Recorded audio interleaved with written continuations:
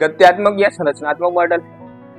गत्यात्मक या संरचनात्मक मॉडल के अंतर्गत उन्होंने बताया कि व्यक्ति की जो मूल प्रवृत्तियां हैं, मूल प्रवृत्तियों में जो उत्पन्न समस्या या जो संघर्ष होते हैं, उन समस्या और संघर्ष का समाधान जिन साधनों के द्वारा होता है, वे सभी साधन गत्यात्मक या संरचनात्मक मॉडल के अंतर्गत आते हैं। क्लियर।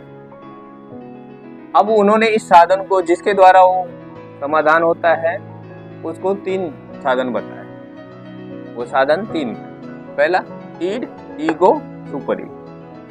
पहला ईड है, दूसरा ईगो है, तीसरा सुपर ईगो। अहम, इदम।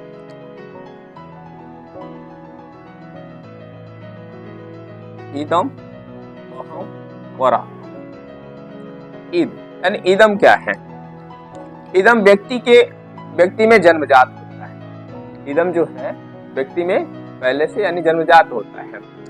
इसमें वो हमेशा सुख की कल्पना करता है, यानी सुख चाहता है। इसमें व्यक्ति केवल सुख की कल्पना करता है, सुख चाहता है, और इसमें सामाजिकता और नैतिकता का ध्यान बिल्कुल नहीं रखता। सामाजिकता और नैतिकता के बारे में बिल्कुल नहीं सोचता है, उसकी कोई चिंता नहीं करता है, लेकिन वो केवल सुख चाहता है। हमें ये चीजें चाहिए तो चाहिए, बस चाहे वो किसी भी चीज, चाहे कैसे, उसमें ये नहीं देखेगा इससे क्या नुकसान है क्या नहीं, लेकिन हमको चाहिए तो चाहिए, बस चाहिए। तो और ये जो इदम है वो व्यक्ति के अचेतन मन से जुड़ा हुआ होता है, उसके अचेतन मन से जुड़ा हुआ, अचेतन मन। अब दूसरी जो बात आती है ईगो यानी अहम। अहम होता है जो इसमें व्यक्ति की बुद्धि, विवेक, तार्किक, ये सारे काम आते होता है। वो बुद्धि से काम लेना, तर्क करना, चिंतन करना, ये उसमें होता है। ये वास्तविकता पर आधारित होती है। इसमें व्यक्ति उचित अनुचित का भी ज्ञान होता है, क्या सही है क्या गलत है, लेकिन यह व्यक्ति के कौन से मन से जुड़ा होता है? सबकॉन्शियस माइंड यानी अर्धचेतन मन से जुड़ा होता है। तीसरा जो आता है सुपर ईगो, यह व्यक्ति के चेतन मन से जुड़ा हुआ होता है। चेतन यानी जागृत अवस्था में होता है।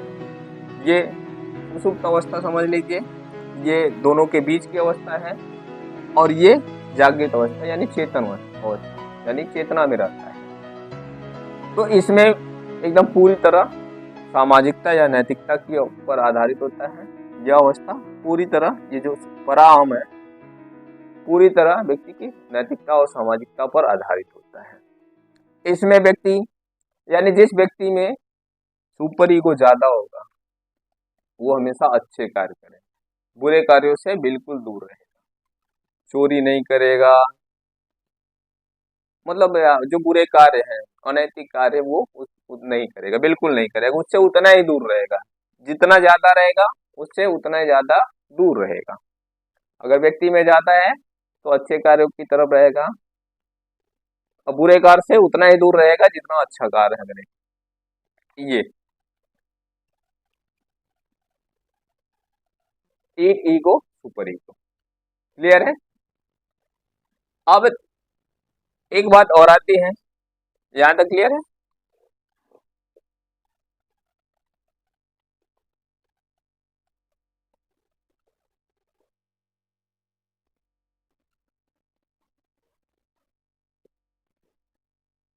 देखिए, मनोलैंगिक सिद्धांत में इन्होंने बताया जो